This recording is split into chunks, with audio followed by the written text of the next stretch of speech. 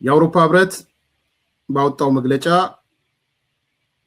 ህወሓት በተናጠል የግዳጅ ወታደራዊ ምልመላ ተግባር ማድረግ መጀመሩ የፕሪቶሪያውን የግጭት እና የሰላም ስምምነት መጣስ ነው ብሎታል።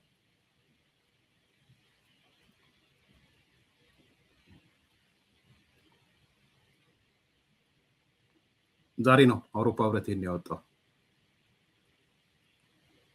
እነ ደብረጽዮን እያደረጉ ያሉት አስገዳጅ ወታደራዊ ምልመላ ሌላ ምንም ሳይሆን የፕሪቶሪያን ስምምነት መጣስ ነው ብለዋቸዋል። ይቀጥላል አሁንም መግለጫው። ህወሓት የቀድሞ ህወሓት በሚለው የቀድሞ ህወሓት ብለውታል። እሺ that's fine thank you for the እኔ የነ ደብረጽዮን ህወሓት ልበለው። የነ ደብረጽዮን ህወሓት በትግራይ ትይዩ የሆነ ክልላዊ ምክር ቤት ለማቋቋም የወሰደው እርምጃ በሰሜን ኢትዮጵያ ያለውን ውጥረት አባብሶታል ብሏል።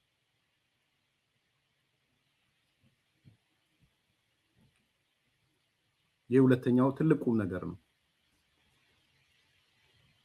ትይዩ ምክር ቤቱን መመለሱ የቀድሞ ህወሓት ህጋዊ ስላልሆነ ይመስለኛል ያን የተጠቀሙት የሰሜኑን ውጥረት የበለጠ ማባባስ ነው። ሶስተኛ የአውሮፓ ህብረት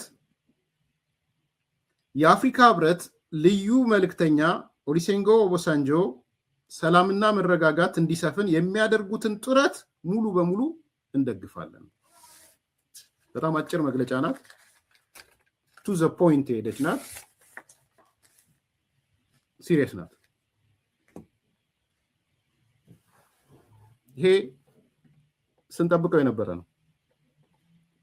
አዲስ ኮምፓስ ቤተሰቦች እንደምታስታውሱት አሜሪካ መግለጫ ከሰጠች በኋላ በቀጥታ አውሮፓ ህብረት ይከተላል ብለን ነበር። አውሮፓ ህብረት ተከትሎ መጣ። ከአውሮፓ ህብረት ቀጥሎ ሌሎችም ይመጣ እንደ ሀገራት ደግሞ ይመጣሉ አልጠራጠርም። ምናልባት የእንግሊዝ መንግስትም ነገ ለብቻው የአውሮፓ ህብረት ስለሌለ ለብቻው እንደዚህ አይነት መግለጫ ይሰጣል ብዬ አምስም። አውሮፓ ህብረት ከሰጠ እንግሊዝ መንግስት ደግሞ አብሮ ይሰጣል። ከዛ ያለ አፍሪካ ህብረትም ያው ዋናው ባለቤት የሚሆንበት ይመጣል። ስለዚህ የዶሚኖ ኢፌክት ነው ያለው። አሜሪካ መንግስት ካደረገ ሁሉም ያደርጋል። ስለዚህ መጀመሪያ የሚያስጠነቅቅ ነው የአሜሪካ መንግስት ሲያደርግ ቀይ መብራት ሲያበራ ሌሎቹም ማብራታቸው አይቀርም የሚል ሰዋት ለምትለን በላይ ማለት ነው። ቆይ በደንብ አዳምጥ ሰዋትን እንዲገባ። ሰዋትን ያልከው አይደለ? ይውልሲ ሰዋት የሚለው እዛ ያንተ ሰዎች ይንበረበራሉ፣ አንተ እዚህ ሰዋት ትላለህ። እነሱ መግቢያ መውጫ ቀዳዳ አጥተዋል፣ አንተ ሰዋት ትላለህ። እዚህ አዲስ ድመት እየሰማህ ፉከራ እየሰማህ። ስለዚህ አሜሪካን መጣችና ማዕቀብ እጥላለሁ የጉዞም የምናምንም ማለች። እሱ ማለት ምን ብለን ነበረ? ሲምቦሊክ ነው ብለን ነበር። የውሳኔዎች ሁሉ ውሳኔ ነው፣ ሲምቦሊክ ነው።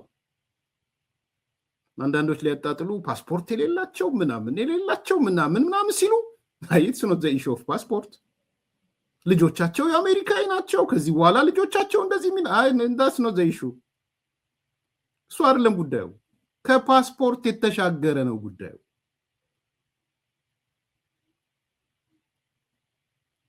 በጣም ከባድ ጉዳይ ነው። ስለዚህ አሜሪካኖቹ ሲምቦሊክ በሆነ መንገድ ያስተላለፉት መልእክት ነው ዛሬ አውሮፓ ህብረት በግልጽ ያመጣው። ነምበር 1 ጦርነት የሚያባብስ አስገዳጅ የሆነ የጦር ምልመላ ማድረግ አትችሉም። ይሄ የፕሪቶሪያን የሰላም ስምምነት የሚጥስ ነው። ሁለተኛ ባፈተታችሁ መታችሁ የፕሪቶሪያን ስምምነት አፍርሳችሁ አስተዳደሩን መልሰነዋል፣ ምክር ቤቱን መልሰነዋል ማለት አትችሉም።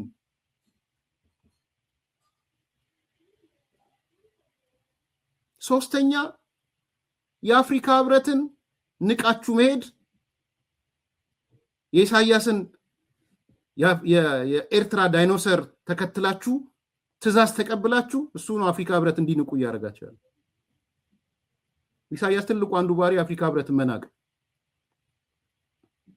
ምንድነው የሚባለው አይነት ማላይ ተቀምጠሽ እንደሚባለው የአፍሪካ ህብረት መናቅ አትችሉም። ኢንዶርስ እናደረጋ ምርጫውንም ነው ባይዘው የአውሮፓ ህብረት የአፍሪካ ህብረት በምርጫው ጉዳይ ላይ የወሰነውን ውሳኔ እንቀበላለን ያለ እሱንም እንዳትረሱ። የአፍሪካ ህብረት ወጥቶ ከወራት በኋላ ምርጫው ፍትሃዊ፣ ዴሞክራሲያዊ፣ አሳታፊ ነበር ካለ የአውሮፓ ህብረትም ፍትሃዊ፣ ዲሞክራሲያዊ፣ አሳታፊ ነበር ብሎ ይወስዳል። አሁን ተቋማት ይመጋገባሉ። ዓለም አቀፍ ተቋማት እርስ በራስ ይመጋገባሉ። ስለዚህ አሜሪካ ስትወስን አውሮፓ ህብረት እንደሚከተል ግልጽ ነበር። አውሮፓ ህብረት ከወሰነ ደግሞ እንግሊዝ ትቀጥላለች። ብሬክሲት እንትኑ አውሮፓ ህብረቱ ስለሌለች ብሬክሲቱ ማለት እያለ ይቀጥላል። አንዱ አንድምታው አሜሪካ መንግስትን መከተላቸው ነው። ሁለተኛው አሁንም ግልጽ መሆን ያለበት ቲፒኤልኤፍ የነደብረጽዮን ቲፒኤልኤፍ ከዚህ በኋላ ጦርነት ቢነሳ እንኳን ቀስቃሹ ቲፒኤልኤፍ ነው። ቲፒኤልኤፍ ነው ቀስቃሹ። ጦርነት ቢነሳም በዓለም ደረጃ ቅድሚያ የሚወገዘው ቲፒኤልኤፍ ነው። እንገራችሁ ይሄ ዝም ብሎ ተራ ነገር አይደለም።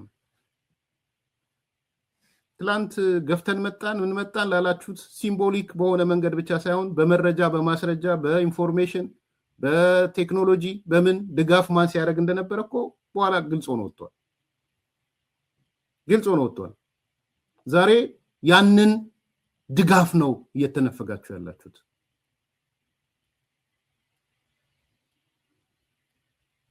ስለዚህ አይ ቲንክ በላይ ኤርትራዊ መሆን መሰልከኝና ብዙ ለውይይቱ ስለማጠቅም አባረያለሁ።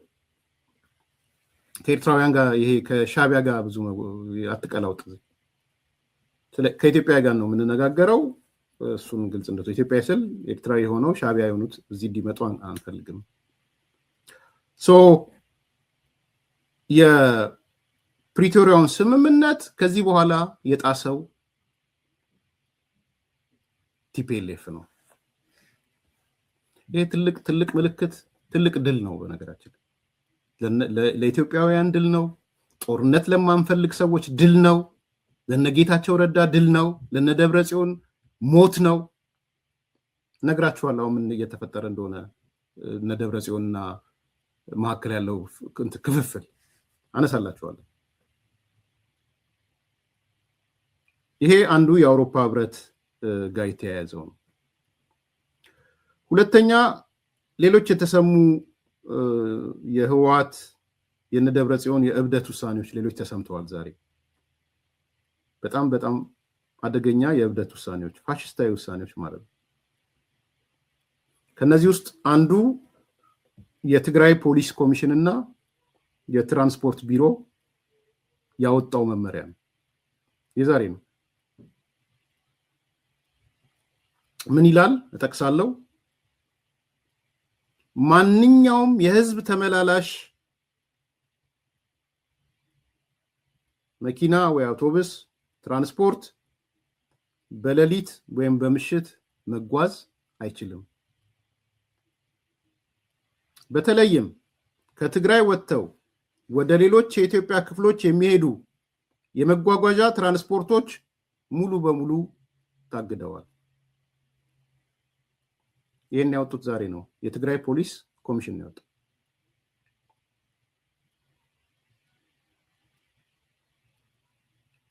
መመሪያዎቹን ሰርኩሌት እየሆነ አይታችኋል ብዬ አስባለሁ። ከዚህ በኋላ በምሽት በአውቶቡስ ተጭኖ በህዝብ ማመላለሻ ተጭኖ ከትግራይ የሚወጣ መኪና ትራንስፖርት የለም የሚል ነው የወሰኑት።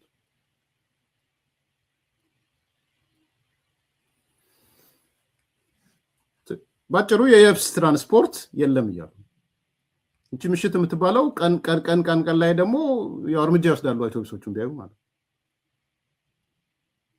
ይሄ ነው እንግዲህ ነፃነት። በቃ ነፃ ወተናል የሚሉት ይሄን ነው እንግዲህ። ህዝብ ቢደግፍ ኖሮ ለምንድነው ጥሎህ የሚወጣው?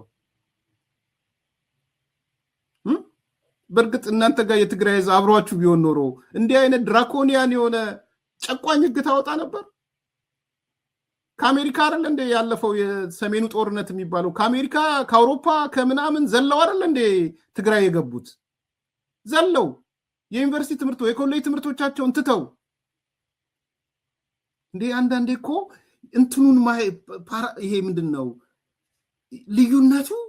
እስቲ እዩት። ያኔ የሰሜኑ ጦርነት የተባለ ጊዜ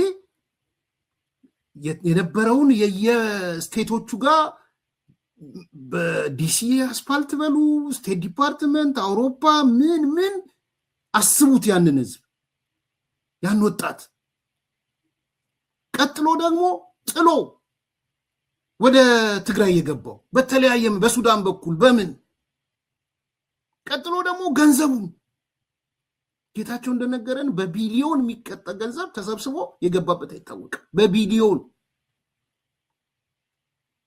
ዛሬስ እንኳን ከአሜሪካ ሊመጣ እንኳን ከአውሮፓ ሊመጣ እንኳን በቢሊዮን ገንዘብ ሊሰጥ ትግራይን ጥሎ እየወጣ ነው። ጥሎ በመውጣቱ ደንግጠው አዋጅ ያወጣሉ።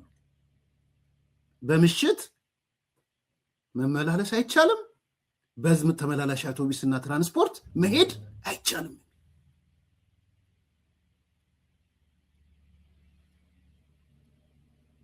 ልዩነቱ እያያችሁት ነው። የትግራይ ህዝብ እኮ ሊመሰገን ይገባዋል። እውነት ለመናገር በጣም እኮ መመስገን ያለበት ህዝብ ነው ወጣቱ። በእነሱ ስብከት ቢሆን ኖሮ አብዶ በገባ ነበረ፣ ጨርቁን ጥሎ በገባ ነበረ። ዘርበሉ አላቸው። ዘርበሉ ሲላቸው ትሞታታለህ አትወጣትም ብለው የህዝብ ማመላለሻ አውቶቡስ እስከ ማገድ ሄዱ። የትግራይ ህዝብ ትልቅ ህዝብ ነው። የትግራይ ወጣቶች ጥሩ ስራ ነው የሰራችሁት። ራቁቱን ያስቀራችሁት ቲፒኤልኤፍ ራቁቱን። ምን አሁን አንድ ሰው ሚዲያ ላይ መጥቶ ሲት አሁን ምን ስለሆናችሁ ነው አውቶቡስ እንዳይሄድ የምታረጉት ተብሎ ቢጠየቅ ምን ይመልሳሉ? አሁን ደብረጽዮን ቢጠየቅ ምን ነው መልሱ? ያኔ ተናግሯል። ባይዘው የህዝብ የሰበሰበ ጊዜ ጥላችሁን አትሂዱ እንጂ ለምን ወደ ጠላት ጥላችሁን ትሄዳላችሁ ብሎ ተናግሯል ደብረጽዮን። ጠላት ወደምትለው እንኳን ከሄደ አንተ ከሱ በላይ ጠላት ነህ ማለት ነው። እኔ የሆነ ሰውን ለልጆቼ ከኔ ቤት ጠላታችሁ ስለሆነ አትሂዱ ብል እኔን ትተውኝ ልጆቼ ቢሄዱ የበለጠ ጠላት እኔ ነኝ እነሱ ናቸው? ለነዚህ ልጆች እንደ ጠላት የበለጠ የሚያዩት እኔ ነው ያንን አትሂዱ ያልኩትን ሰው ነው። ሰው ጠላት የሚሉት ለትግራይ ልጆች የበለጠ ጠላቱ እነ ደብረጽዮን ናቸው። እሱ ነው ሲምቦሊክ በሆነ መንገድ ያስተላለፉት ይሄንን።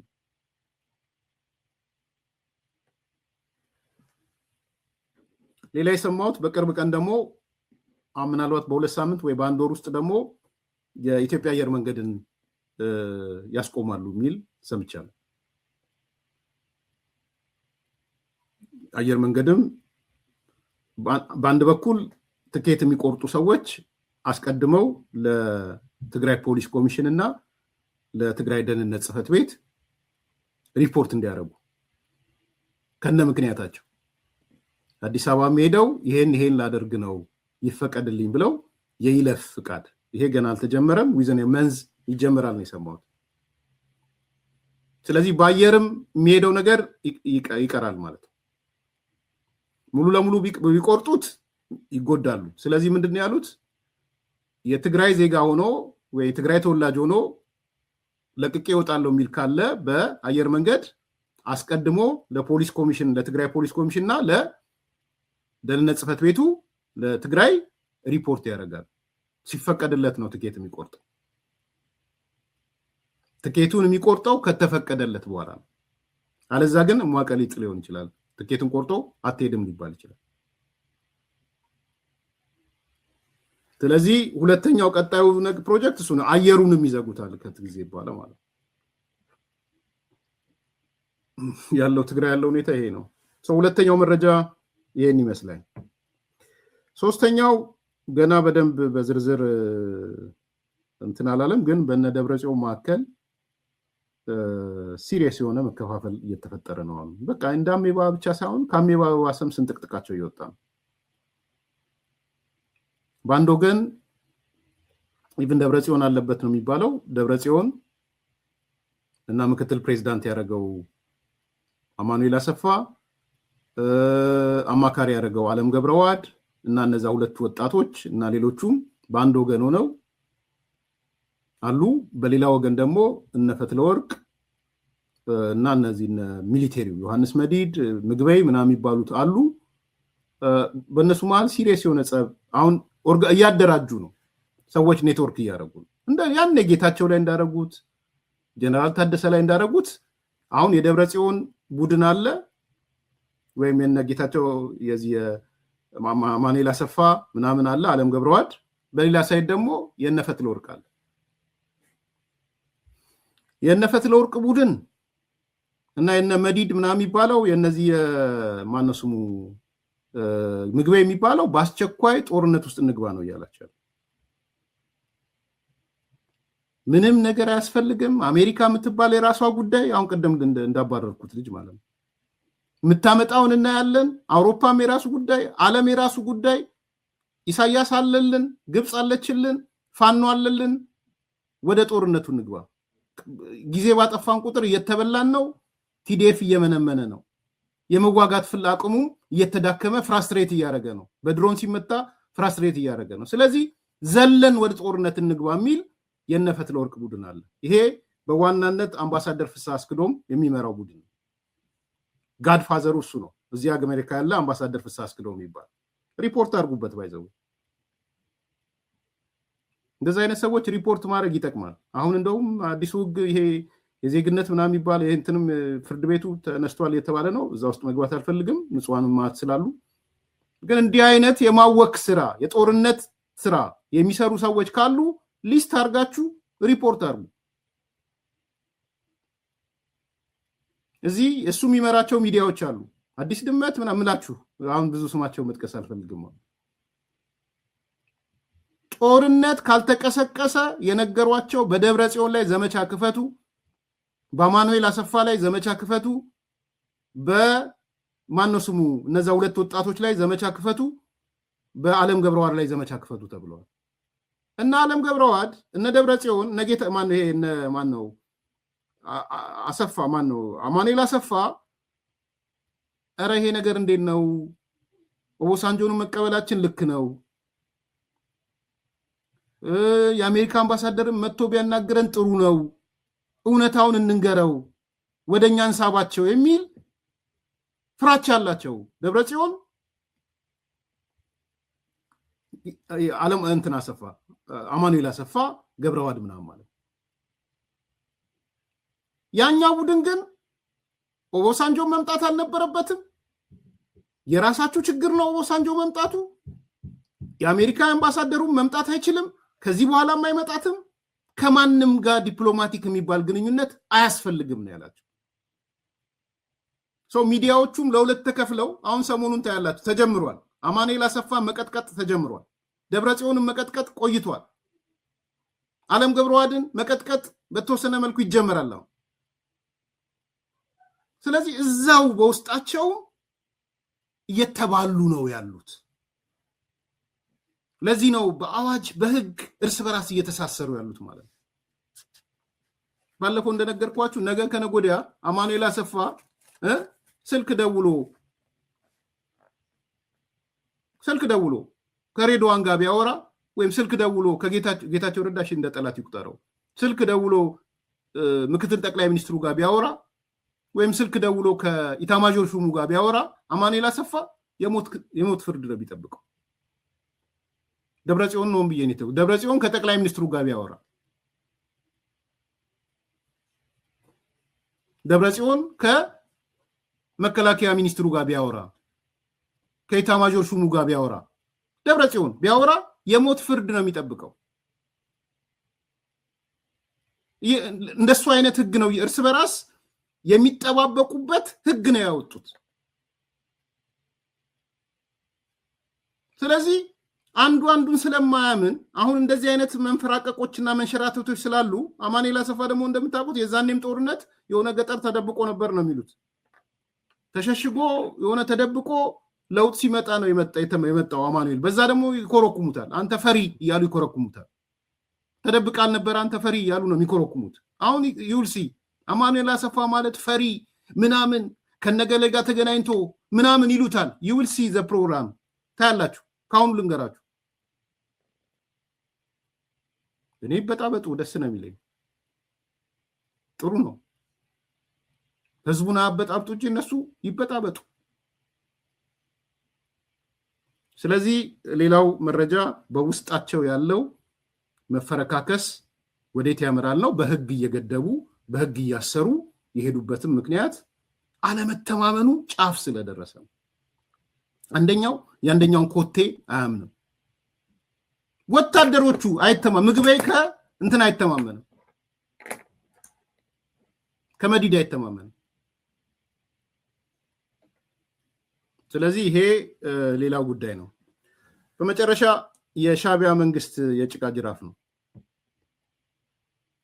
የዳይኖሰሩ። እኔ አሁን የኤርትራ ዳይኖሰር ብየዋል። ዳይኖሰር ሲጠፋ ስለሚጠፋ ነው በነገራችን። የሻዕቢያ መንግስት የጭቃ ጅራፍ እኔ ባጭሩ ንገሩኝ ካላችሁኝ ብዙ ጊዜ የምናገራት ነው፣ ስለምወዳት ነው የምናገራት። የእጁ ደብተራ ናቸው። በተለይ የውጭ ጉዳይ ሚኒስትሩ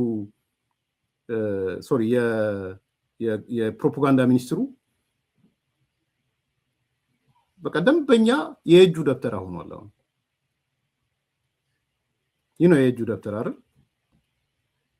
ቀራርቶ እንትናል ቅኔው አልቆበት ቀራርቶ የሚያደርገው ነው የእጁ ደብተራ። ቅኔው ሲያልቅበት ቀራርቶ ሞላበት ነው የሚባለው። ቀራርቶ ስድብ እንደ መንግስት ግለሰብ ጠርሰ ተሳደባለ። እንደ መንግስት የመንግስት እኮ መግለጫ ነው። እኔ በኋላ ሳየው በኢትዮጵያ የኤርትራ ኤምባሲ እንደወረደ ወስዶታል። ሂዱና ግቧን እኔን እየተወያየን እዚህ በኢትዮጵያ የኤርትራ ኤምባሲ ብላችሁ ብትገቡ ያ መግለጫ አለ። ኢትዮጵያ ቁጭ ብለው ማለት ነው። የግለሰብ ኦፒኒየን አይደለም። እንደ መንግስት የፕሮፓጋንዳ ክፍሉ የሰጠው መግለጫ ነው። የእጁ ደብተራ የለም፣ ቅኔያ ቀራርቶ ነው ያለው። እና ባጭሩ ምንድነው ለጌታቸው ረዳ መልስ ሰጥተዋል። አይ ነው ጌታቸው ቦምብ ሼል እንደወረወረ ሰሞኑን አንስተናል። አንደጋግመው የወረወረባቸው ቦምብ ሼል ከሚችሉት በላይ እንደሆነባቸው ባለፈው አንስተናል።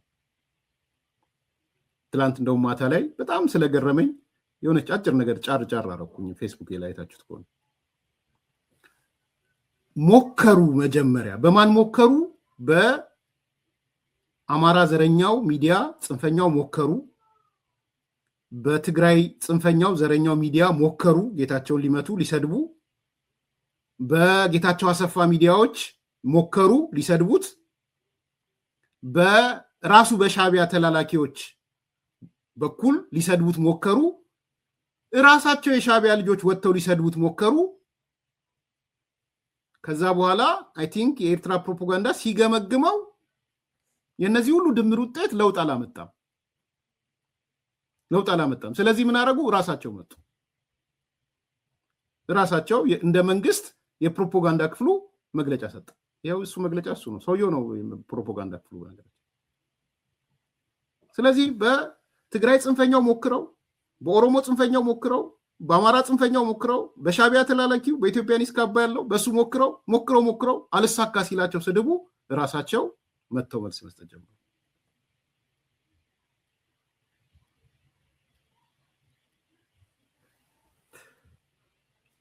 ኦሮሞነትን በመጥላት ምናምን ከዚህ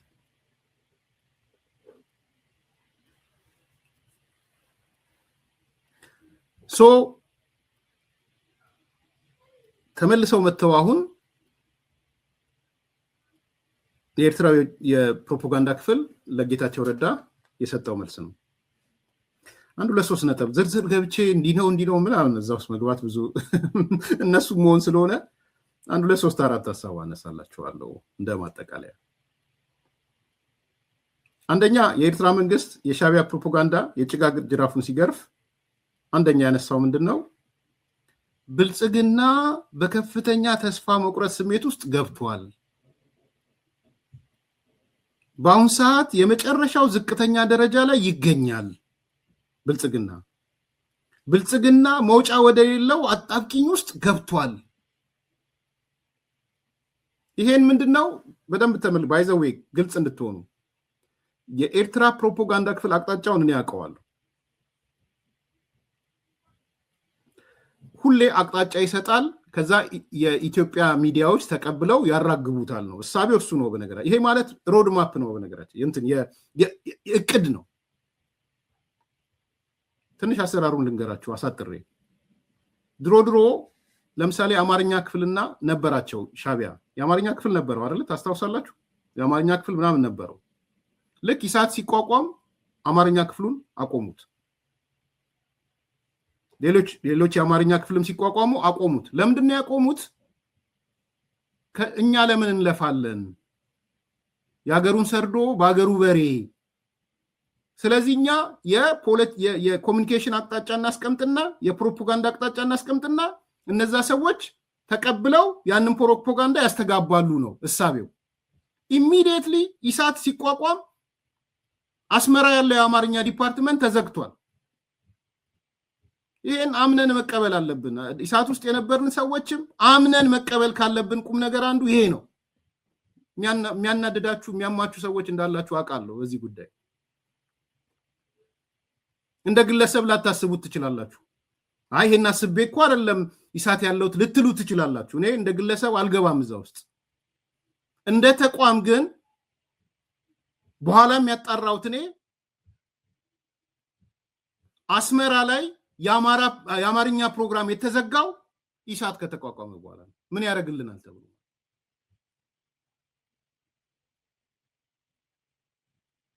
ከፈለጋችሁ ታይም ፍሬሙን ውሰዱና መቼ ነው የአማርኛ ዲፓርትመንት አስመራ ላይ የተዘጋው ብላችሁ ከዛ በኋላ ፕሮ አስመራ የሆኑ ፕሮ ኤርትራ የሆኑ ፕሮ ሻቢያ የሆኑ ሚዲያዎች መቼ ተቋቋሙ ብላችሁ ስሌቱን አስሉት። እኔ አንዱ ግላይ ሲይ ነው። አንዱ እንደ ተቋምም ፕሮፌሰር ብርሃኑም ቢሆን ጨምሮ የነበረን የፕሮፓጋንዳ አስተጋቢነት የሻቢያ ፕሮፓጋንዳ ነበረ። ይሄን አምኖ መቀበል ያስፈልጋል ብዬ ነው ማለት።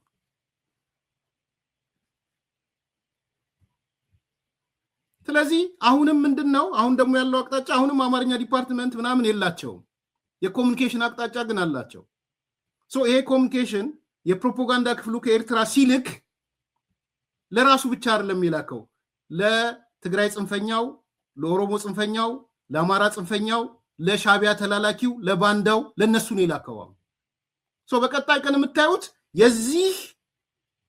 የዚህ ፖሊሲ የዚህ ኮሙኒኬሽን አፈጻጸምን ትመለከታላችሁ በየሚዲያዎቹ።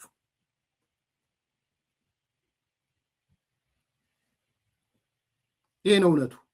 ስለዚህ ምንድነው አሁን ሁሉም ሚዲያውን ትሰሟቸዋላችሁ፣ ከአንከር እስከ ምናምን ከሚኤምኤስ ሁሉንም የአማራ እነዚህ አስረስ የሚያስተባብራቸው 12ቱ ሚዲያዎች ሌሎቹ በሙሉ ይወጡና አገዛዙ አልቆለታል፣ ተስፋ መቁረጥ ስሜት ውስጥ ገብቷል፣ የመጨረሻ ዝቅተኛ ደረጃ ደርሷል፣ ብልጽግና መውጫ ወደሌለው አጣብቂኝ ገብቷል የሚል ዋነኛ የቅስቀሳቸው ኮንቴንት ነው የሚሆነው።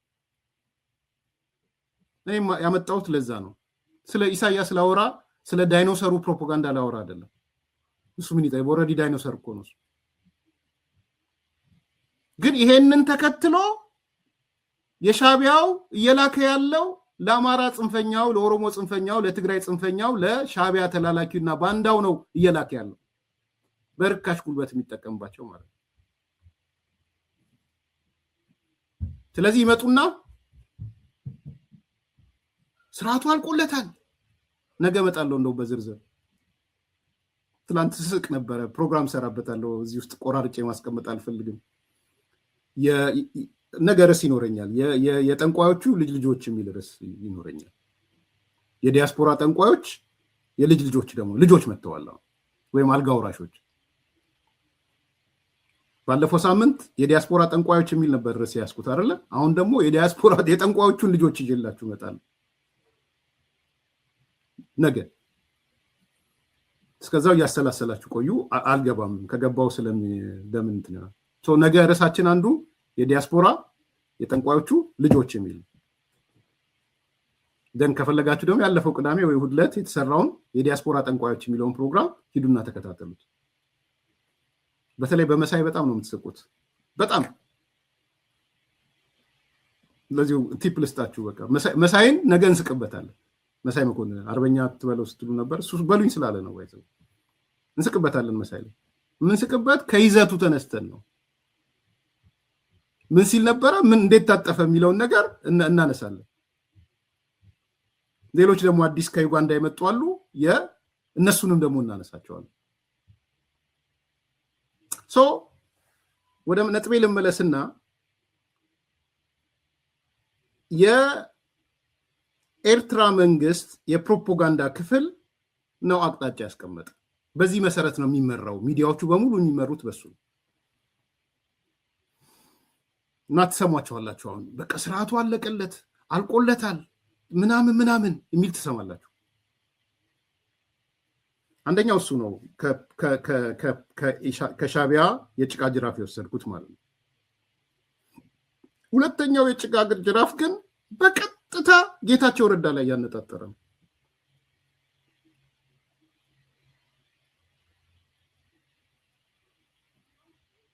እኔ በመንግስት ደረጃ አንድ የጠቅላይ ሚኒስትሩ የምስራቅ አፍሪካ አማካሪ የሚባል ሰው በዚህ ልክ ከሰደቡት፣ የጭቃ ጅራፋቸውን ከጎተቱ ምን ያህል ውስጣቸውን ቢነካቸው ነው? ምን ያህል ቢያማቸው ነው? እንዲህ አንድ መንግስት የመንግስት መንግስት ነኝ የሚል 30 ምናምን ዓመት ቆይቻለሁ የሚል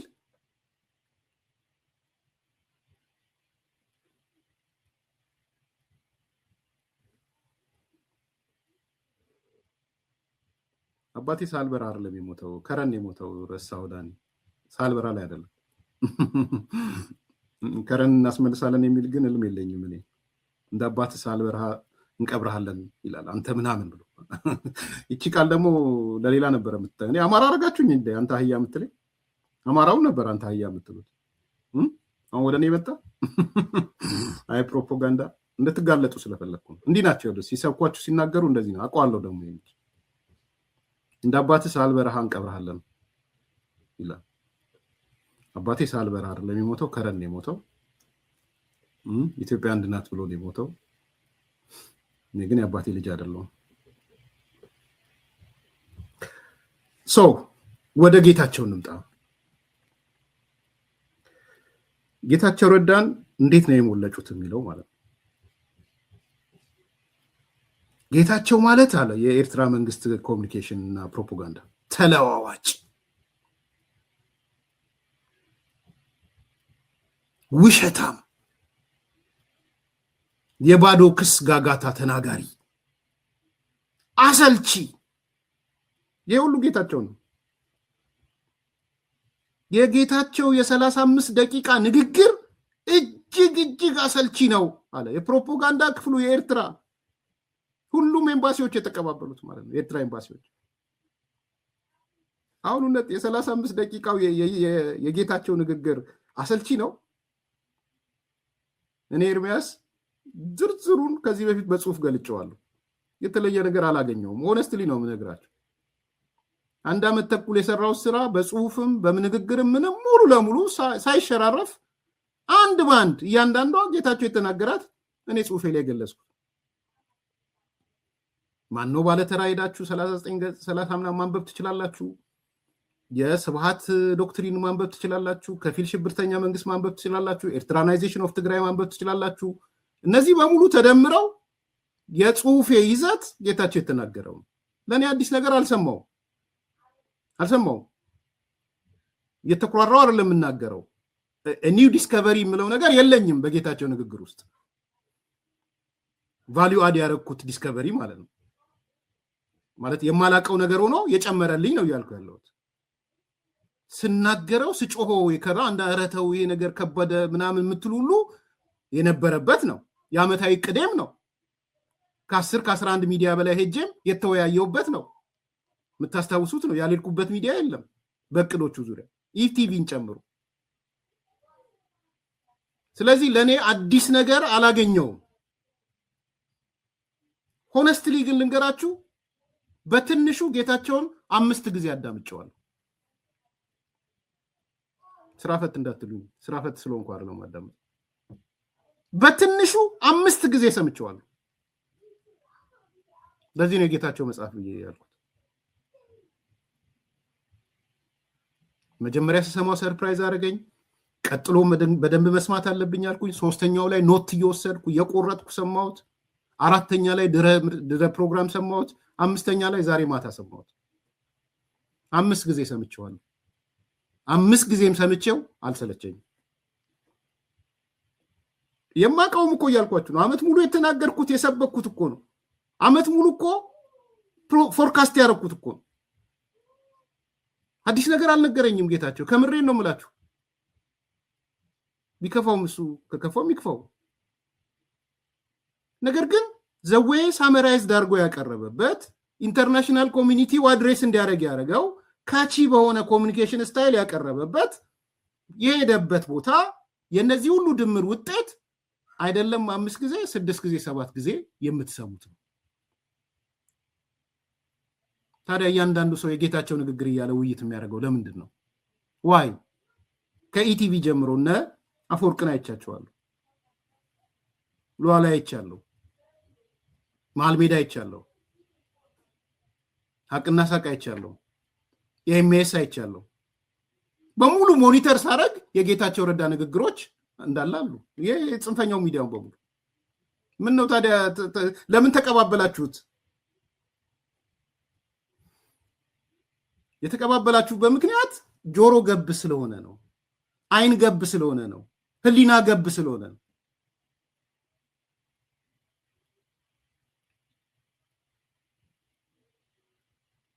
ስለዚህ አሰልቺ የስድብ ናዳ ምናምን ብሎ የኤርትራ መንግስት ሲጽፍ ምን ያህል እንደተናደደ እንደተቆጣ ውስጡ ቆሽጤው እንዳረረ የምታዩት ነው ከዛ የስድብ ናዳ በስማ እኔ በእንደ ግለሰብ ምናዝንባቸው ሰዎች እንደ ኤርትራ መንግስት እንደ መንግስት ተሳደባለ ጥቅመኛ ሴረኛ ያልተረጋጋ ተቅበዝባዥ እብደት ያለበት ቮድከኛ እንደው ማለት ከዚህ በኋላ ተቀጽላ ስሙ ቮድካቸው መሆን አለበት አንዳንዶቹ የሱ ጓደኞች ቮድካቸው ይሉታል ቮድካቸው ማለት ጌታቸው የሚለው ቸውን ወስደው ቮድካ መጠጥናት ቮድካ ይሄ የኤርትራ መንግስት መግለጫ ነው የፕሮፓጋንዳ ክፍሉ መግለጫ ነው ከዚህ በኋላ ጌታቸው አትበሉ ቮድካቸው በሉ ነው ይውልሲ እንደወረደ የሚቀበሉት በሙሉ ቮድካቸው እያሉ ሲናገሩት ሰማላችሁ ቮድካቸው ምን አለ እያሉ ሲናገሩት ሰሙ ምክንያቱም ትእዛዝ ነው ይሄ የማነ ትእዛዝ ነው ያስተላለፈው ቮድካቸው እያላችሁ ተናገሩ ይላል ሰካራም አሁን ይሄ ትንታኔ ነው አዲስ ኮምፓሶች አሁን ይሄ ዕውቀት ነው አሁን ይሄ መንግስት ነው አሁን ከዛ ይወጡና ጌታቸውን አጥረገረገው የኤርትራ መንግስት ሊለው ነው የነሱን አረቂያምነትስ ማን ነው የሚነግራቸው እንደ ግለሰብ ነው ያው እንደ ኢትዮጵያ መንግስት አይደለም ያወራሉት ነርቭ ካላረቀ የማይነሳ ሰው ተሸክመው ዛሬ ወሰነውን ነገ የረሳ ሰው ይሄን እኮ ረስተሃል እያሉ አሁን እኮ በአብዛኛው አሁን ኢሳያስ ኦልዱን ነው የሚያስታውሰው ብለዋል። ባይዘው አሁን በደረሰ መረጃ ኦልዱን በጣም አዲሱን ነገሮች አያስታውስም።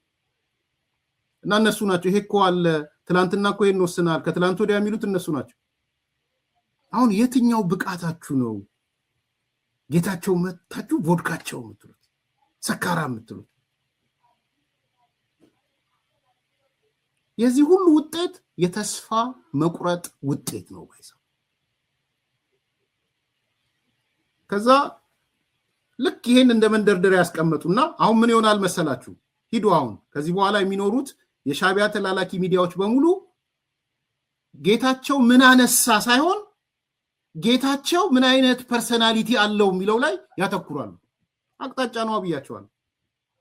እሱ ማለት ሰካራም፣ እሱ ማለት ለገንዘብ ወዳድ፣ እሱ ማለት እብደት ያለበት ያልተረጋጋ ምናምን እያሉ ሲሰሩ ታያቸዋላችሁ። ሂዱ ከካሊፎርኒያ እስከ ዋሽንግተን ዲሲ፣ ከዋሽንግተን ዲሲ እስከ አውስትራሊያ የአማራ ዘረኛው፣ የኦሮሞ ዘረኛው፣ የትግራይ ዘረኛው፣ የሻቢያ ተላላኪው በኢትዮጵያ ሊስካባ ያለውን በሙሉ ቁጥር አንድ ትኩረታቸው የጌታቸው ፐርሰናሊቲ ላይ ይሆናል።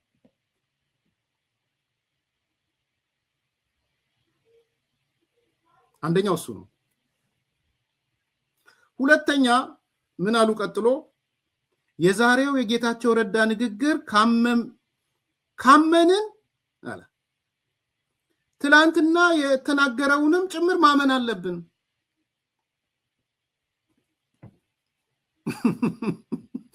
በጣም ምን አይነት ተስፋ መቁረጥ እንደሆነ። ትላንትና ከዋሸ ዛሬም ይዋሻል። ትላንትና የሆነን አካል እንዲህ ካለ ዛሬም ይላል። ስለዚህ የትግራይ ጽንፈኛ ሚዲያ ሆይ፣ የኦሮሞ ጽንፈኛ ሚዲያ ሆይ፣ የአማራ ጽንፈኛ ሚዲያ ሆይ፣ የኔ ተላላኪዎችና ባንዳዎች ሆይ ስትመጡ ፕሮግራም ስትሰሩ የጌታቸው የትላንትናን ንግግር ይዛችሁና ከዛ ኮንክሉዥናችሁን ጌታቸው ትላንትና ይሄን የተናገረ ዛሬ የሚናገረው ታዲያ ሊታመን ይችላል ወይ ብላችሁ የትላንትናውን ፕሩፍ ማድረግ ያርጉት ነው ያለ። ይሄ የኤርትራ መንግስት እንደ መንግስት የሰጠው መግለጫ ነው። ትላንትና ጠቅላይ ሚኒስትሩን እንዲህ እያለ ሲናገር ነበር። 6 ነጥቦች አሉ ስለ ጠቅላይ ሚኒስትሩ በመግለጫ ላይ እኮ ነው። ጠቅላይ ሚኒስትሩ እንዲህ ሲለው ነበር። ኦኬ ታዲያ ዛሬስ ይላል ቀጥሎ። ኢታማዦር ሹሙን ፊልድ ማርሻሉን እንዲህ ሲለው ነበር ታዲያ ዛሬስ ይላል። ጓደኞቹን እንዲህ ሲላቸው ነበር። ጓደኞቹ ማለት ቲፒኤልኤፎችን። ለምሳሌ ቲፒኤልኤፎቹ የትግራይ አገረ ይላሉ። ጌታቸውም እኔም እኮ ስሰክር የትግራይ ነፃነት ላለው እቺ ስካራ የምትለውን ለማምጣት ማለት ነው። ስለዚህ ምን ይላል ኮንክሉዥን ላይ? የኤርትራ ፕሮፓጋንዳ የጌታቸውን ፐርሰናሊቲ አምጡና አውርዱት። አንድ ቀጥሉና ደግሞ ትላንትና እኮ ይሄን ተናግሯል እንዴት ይረሳል? እንዴት ይረሳል? ጠቅላይ ሚኒስትሩ ይሄን ብሎታል ነበር። አሁን እዚህ የትግራይ ጽንፈኛው በተለይ ይወደዋል ይሄን። እንዲህ ትላንትና ሲናገረው ስለነበረ በትላንትና አምጡና ዛሬን ሸፍኑ ነው። በዚህ ጉዳይ ላይ ትላንት ዝርዝር ስላነሳው አልመለስም። ትላንት የጦርነት አውድ ነው የነበረው። ትላንት የገዳይ ተገዳዳይ አውድ ነው የነበረው። በጦርነት አውድ ውስጥ ሆነህ ጠላትን አታጀግነው። የጦርነት ፕሮፓጋንዳ ምን እንደሆነ ይታወቃል። የዓለም ላይ ይታወቃል። ኢቪል ነው እኮ ላንተ ባንተ ሳይድ ሲቆም ያን ሰው እንደምንም ብለህ ማሰይጠን አለብህ። እየተገዳደልክ መልአክ ነው ልትለው። በተቻለ መጠን የማይሰይጠን ስራ ነው የምትሰራው። በተቻለ መጠን የጦርነት አንዱ የፕሮፓጋንዳ አቅጣጫ እሱ። ዛሬ የትላንትና የጦርነት ፕሮፓጋንዳ እንዴት ይታመናል? በጦርነት ወቅት እንዲህ ያለ ምናምን ብለህ ልትመጣ ነው ዛሬ? ምን ነው ሻቢያ ታዲያ ትላንትና አማራ ማለት አህያ ነው፣ አማራ ማለት እንዲህ ነው ዛሬ መተህ አማራው ተጨቆነ ስትለኝ እንዴት ምን ልትመልስ ነው? የአማራ ገዢ መደብ አይደለም ስትሉ የነበረው ገዢ መደብ ነው እንዴ ስትሉ የነበረው በጽሁፋችሁ ላይ ጨቋኙ አማራ አንድም ስትሉ የነበረው ዛሬ እንቆረቆርለታለን ያላችሁት አማራ መጽሐፋችሁም ላይ የተጻፈው እሱ አይደል እንዴ? ከአማራ ነፃ መውጣት አይደል እንደ ኢትዮጵያ ነው እንዴ ያላችሁት? እሱ አይደለም ፖይንቱ። ግን ዳይሬክሽን ነው እየተሰጠ ያለው። ዳይሬክሽኑ ምንድነው? እኔም ለእናንተ ማስረዳት የምፈልገው ሻቢያ የሚፈልገው አቅጣጫ ለሰዎቹ ለኢትዮጵያውያን ባንዳዎችና ዘረኞች ጌታቸው ላይ ስታተኩሩ ይዘቱ ላይ እንዳታተኩሩ፣ ባነሳው ይዘት ላይ እንዳታተኩሩ፣ ፐርሰናሊቲው ላይ አተኩሩ። ከሱ ቀጥሎ ደግሞ ትላንትና እኮ እንዲህ አይነት ሰው ነበረ እንዲህ ሲል ነበረ የሚለው ላይ አተኩሩ። ጠቅላይ ሚኒስትሩን እንዲህ ሲለው ነበረ፣ ፊልድ ማርሻሉ እንዲህ ሲለው ነበረ፣ ጓደኞቹን እንዲህ ሲላቸው ነበረ። ቃል በቃል ልንገራችሁ፣ እንዲህ ይላል መግለጫው ላይ የጌታቸው ረዳን ንግግር ከቁም ነገር ወስደን መነጋገርም ሆነ ምላሽ መስጠት አያስፈልግም። በጣም ኮኒ አንዳንዴ ይወዳቸዋለሁ ሻቢያዎች፣ የልባቸውን ነው የሚናገሩት። የሻቢያ መግለጫ ነው። የጌታቸው ረዳን ንግግር ከቁም ነገር ወስዳችሁ መነጋገርም ምላሽ መስጠትም አያስፈልግም።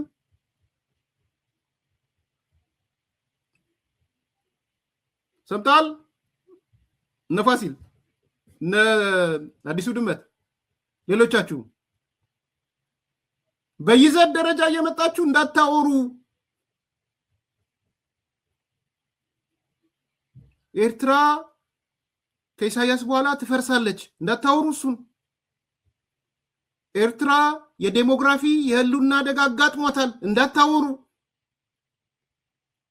30% የ56 አፍሪካ ሀገሮች ስደተኛ አውሮፓ 30% ኤርትራውያን ናቸው እንዳታወሩ። ከረን ካለው ኤርትራዊ ዩጋንዳ ካምፓላ ያለው ኤርትራዊ ይበልጣል እንዳታወሩ። እንደዛ እንዳትሉ፣ እንዳትከራከሩ። ውሸት ነው። የካምፓላው 300,000 ነው፣ የከረኑ 100,000 ነው እንዳትሉ። እዚህ አይነት ነገር ውስጥ እንዳገቡ ወየውላችሁ። የኤርትራ ኢኮኖሚ የለም፣ እሱ ውስጥም እንዳገቡ። ኤርትራ መንግስት የሚባል ነገር የላትም፣ እሱ ውስጥ እንዳገቡ። ይገባችኋል? ጌታቸው ረዳ በይዘት ደረጃ ያነሳቸው ነጥቦች የዲስከሽን ፕላትፎርም ውስጥ እንዳታስገቡት። ስለዚህ አርበኛ ኤምኤስ ምናምን የሚባሉ በይዘት ደረጃ በኤርትራ ጉዳይ አንገታቸው ቢቆረጥ ውይይት አያደርጉ። እስቲ ጌታቸው ያነሳውን እንወያይበት ብለው አይወያዩ። አቅጣጫ ተሰጣ። ሻቢያ አስጠነቀቀው። ትልቁ የዚህ መግለጫ መሰረታዊ ቁም ነገር ይሄ ነው። የጌታቸውን ቁም ነገሮች አንስታችሁ እንዳትወያዩ ነው ያላቸው። ሌላ ነገር አይደለም። ይሄን አንስቷል። ቼክ ኤንድ እንትን እያደረጋችሁ ፋክት ቼክ ምናምን ውስጥ እንዳገቡ።